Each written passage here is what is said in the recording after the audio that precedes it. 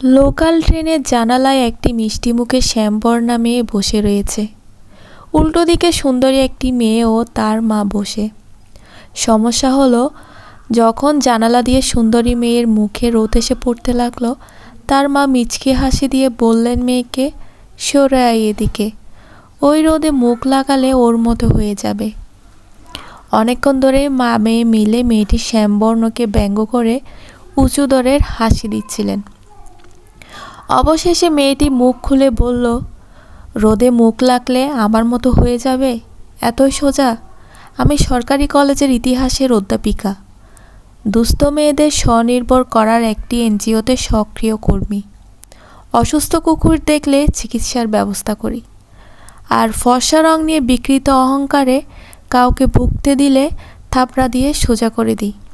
তাই বলছি, আমার মতো হওয়া অত সোজা না কাকিমা। নিশ্চুপ মা মেয়ের সামনে কালো মেয়েটি চলে গেল। মা মেয়ের চোখে তুলে তাকানোর ক্ষমতা ছিল না। কালো রঙও যে এত উজ্জ্বল হতে পারে, অজান্তেই ধাপে চোখ পুড়ে গিয়েছিল তাদের। 4:10, 4:10। নিন না বাবু, লেবুগুলো বেশ ভালো, বাড়ির গাছের। লেবুগুলো হাতে নিয়ে নেড়েচেড়ে দেখতে লাগলেন অবনীবাবু। কিছুক্ষণ পর মুখটা বাংলা পাঁচের মতো করে বলল, কি যে বলিস, সবগুলোই তো কেমন কাঁচা। যা, নেব না, অন্যদিন আসিস। বাচ্চাটা ঝুড়িটা তুলতে অবনীবাবু বললেন, এই দাঁড়া দাঁড়া, 1 কিলো দিয়ে দে, বলেই 200 টাকার নোট ওর হাতে দিলেন। অবনীবাবু, আমি হাওড়া বর্ধমান শাখার নিত্যপথের যাত্রী। ছোকরা চলে যাওয়ার পর বললাম, মশাই, ছোকরা তো আপনাকে ঠকিয়ে গেল। আরে আপনি তো লেবুগুলো দেখেছেন ব্যবসাদারের মতো, আমি তো ওর রোদে শুকিয়ে যাওয়া মুখটা দেখেছি। তফাৎটা এখানেই। লাভ ক্ষতি বোঝার সময় এখনও বাকি আছে। সবাই বলে জীবনে সাফল্য পেতে ধৈর্য রাখতে হয়, কিন্তু এই ধৈর্য বস্তুটা নিজের মধ্যে বাঁচিয়ে রাখা বরাবরই একটু কঠিন, যা এই চলতি বছরে আরও বেশি কঠিন বা প্রায় দুরূহ হয়ে উঠেছে। আজকাল স্বপ্ন দেখতেও ভয় হয়।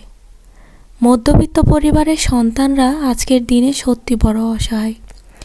নিজের আশপাশটা যখন একটু একটু করে অন্ধকারে ডুবে যাচ্ছে, তখন নিজের মধ্যে টিম টিম করে জ্বলতে থাকা সেই বহুকাঙ্ক্ষিত স্বপ্নের বাতিটা জ্বালিয়ে রাখা বা সেই বহু পরিচিত ধৈর্য নিজের মধ্যে বাঁচিয়ে রাখা সত্যি বড় দুরূহ কাজ। অনেক মানুষ আছে যারা নিজের মধ্যে ফ্যাশনকে খুঁজে না। কিছু মানুষ জানার চেষ্টাও করে না তার কোন বিষয়টা ভালো লাগে, যেটাতে তার ইন্টারেস্ট আছে, তাকে আনন্দ দেয়। আবার অনেকে মনে করেন আমার দ্বারা কিচ্ছু হবে না। এরকম নেগেটিভ ভাবনার কারণে অনেকে এগিয়ে যেতে পারে না। মনের মধ্যে ভয়, লজ্জা, সংকোচকে মুছে ফেলা, ভয়কে জয় করো, কারণ ভয়ের পরে জয় আছে। নিজেকে যে গণ্ডির মধ্যে আবদ্ধ করে রেখেছে, সেই গণ্ডি থেকে বেরিয়ে এসো।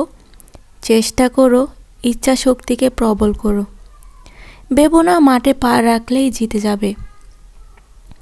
হারবে, হোঁচট খাবে, আবার উঠবে, ঘুরে দাঁড়াবে, প্রস্তুতি নিবে সামনে আবার পা রাখার, কিন্তু হার মানবে না।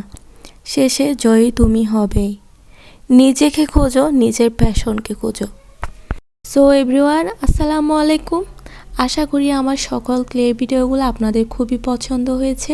তো আপনাদের জন্য মূলত কষ্ট করে ভিডিওগুলো তৈরি করি। ভিডিও ভালো লাগলে অবশ্যই একটি লাইক কমেন্ট করবেন। আল্লাহ হাফেজ।